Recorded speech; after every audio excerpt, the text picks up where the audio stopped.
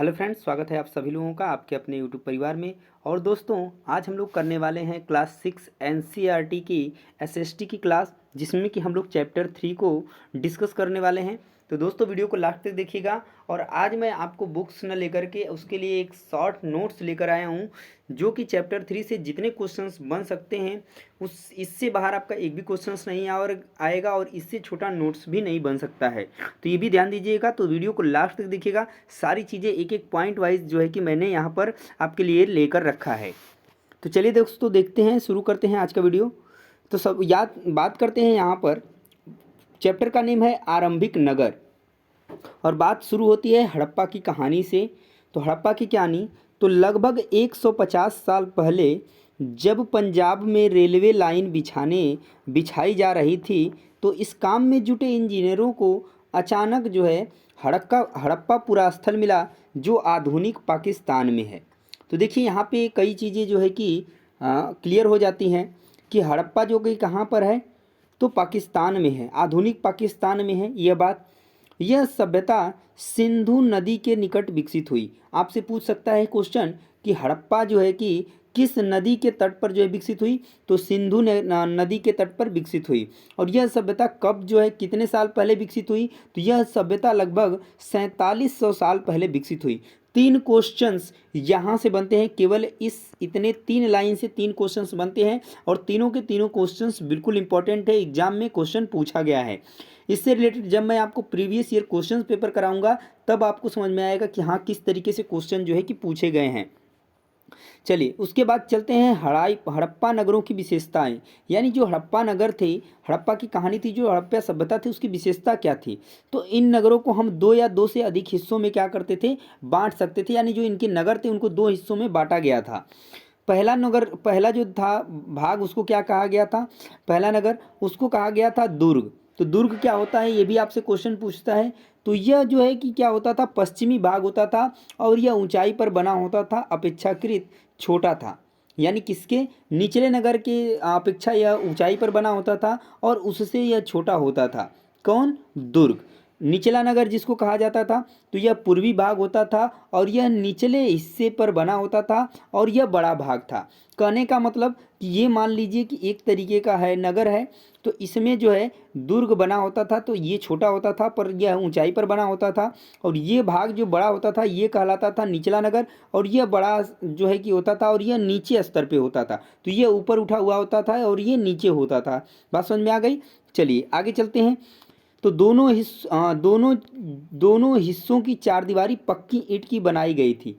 यानी जो दोनों हिस्से बने हुए थे, उनकी जो चारदीवारी थी, चारों ओर से बनी हुई घिरी हुई थी, वो पक्की ईंट से बनाई गई थी। ये भी आपका क्वेश्चन एग्जाम में पूछा गया है।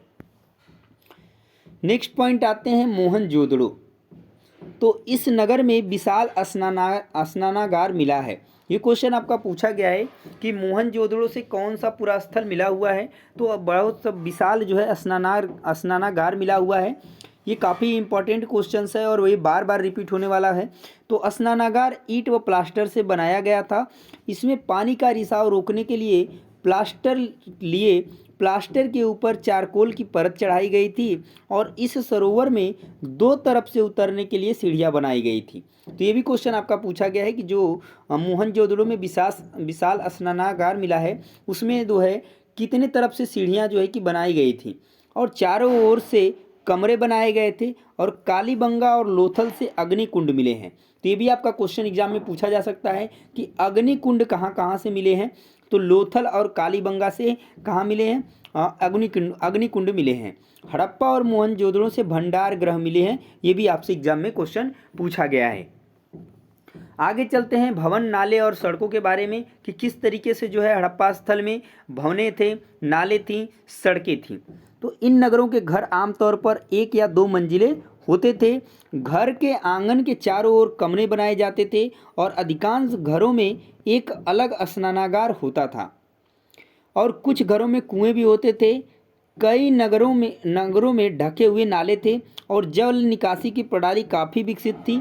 घर, नाले और सड़कों का निर्माण योजनाबद्ध तरीके से किया गया था। यानी कि आप सोच सकते हैं कि 27 साल पहले लोग जो है इतने तरीके से हड़प्पा सभ्यता की बात करें तो इतने विकसित थे कि नाली भवनों का निर्माण बहुत ही अच्छे तरीके से, यानी 2 मंजिला इमारतें होती थी, ढके हुए नाले होते थे, पक्की सड़कें होती थी, ठीक है, जल निकासी की जो व्यवस्था थी बहुत ही विकसित हुई थी। तो ये सारी चीज़ें थी, घरों में कुएं भी थे, ठीक है, स्नानागार जो है घरों से अलग होता था। तो ये सारी चीज़ें जो है आज के समय में जो हो रहा है वो 2700 साल पहले जो है कि उन लोगों ने ये सब सारी चीज़ें कर रखी थी। ये जो है आपका मिला है हड़प्पा सभ्यता में। नगरीय जीवन किस तरीके का था उसके बारे में जान लेते हैं। नगरीय जीवन कैसा था, तो हड़प्पा के नगरों में बड़ी हलचल रहा करती होगी। नगरों में लोग निर्माण कार्य में संलग्न थे, यहाँ पर धातु, बहुमूल्य पत्थर, मनके, सोने, चांदी से बने आभूषण भी प्राप्त हुए हैं। और लिपिक यानी कि कुछ लोग मुहरों पर लिखते थे और कुछ लोग शिल्पकार थे। तांबे और कांसे के औजार मिले हैं।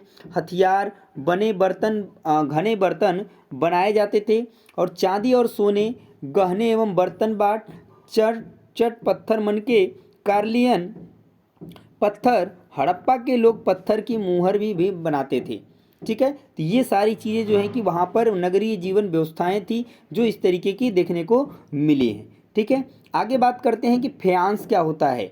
तो बालू या स्फटिक पत्थरों के चूड़ों को गोंद में मिलाकर तैयार किया गया एक पदार्थ होता है जिसे फ्यांस कहा जाता है। तो ये भी क्वेश्चन आपका पूछा गया है कि फ्यांस क्या है। ठीक है, फ्यांस से क्या अभिप्राय है, तो यह एक बालू तथा स्फटिक पत्थरों के चूड़ को गोंद में मिलाकर तैयार किया गया क्या है, एक पदार्थ है। उसके बाद बात करते हैं कच्चा माल। जो प्राकृतिक रूप से मिलते हैं या फिर किसान या पशुपालक उनका उत्पादन करते हैं उसे क्या कहते हैं, कच्चा माल कहते हैं। और मेहरगढ़ की बात करें तो 7000 साल पहले कपास की खेती होती थी। कहाँ पर, मेहरगढ़ में। बहुत ही इंपॉर्टेंट क्वेश्चन है दोस्तों ये कि मेहरगढ़ में 7000 साल पहले कपास की खेती होती थी। कच्चे माल का आयात की बात करें तो तांबा राजस्थान से और ओमान से, 2 जगह से तांबा मंगाया जाता था। सोना कर्नाटक से, टीन जो है ईरान से, बहुमूल्य पत्थर गुजरात से, यानी इनका आयात इस तरीके से होता था। तो ये क्वेश्चन आपका पूछा गया है एग्जाम में कि ठीक है, इसमें से कोई क्वेश्चन उठाकर पूछ दिया जा सकता है कि तांबा कहाँ से मिलता था, तांबा का आयात कहाँ कहाँ से होता था, राजस्थान और ओमान से। सोना का कहाँ से होता था, तो कर्नाटक से। टीन का ईरान से। बहुमूल्य पत्थर जो है गुजरात से मंगाए जाते थे। भोजन की बात करें इनके हड़प्पा सभ्यता में तो हड़प्पाई लोग जानवर पालते थे और अनाज उगाते थे। यहाँ लोग गेहूँ, जौ, दाल, मटर, ठीक है, धान, तिल और सरसों उगाते थे। और जुताई के लिए ये लोग हल का भी प्रयोग होता था और सिंचाई के लिए जल संचय किया जाता होगा, यानी इकट्ठा किया जाता होगा। ठीक है, आगे बात करते हैं हड़प्पा के लोगों के बारे में। तो हड़प्पा के लोग गाय, भैंस, भेड़, बकरियां पालते थे और बेर को इकट्ठा करना, मछलियां पकड़ना तथा हिरण जैसे जानवरों का शिकार भी किया करते थे।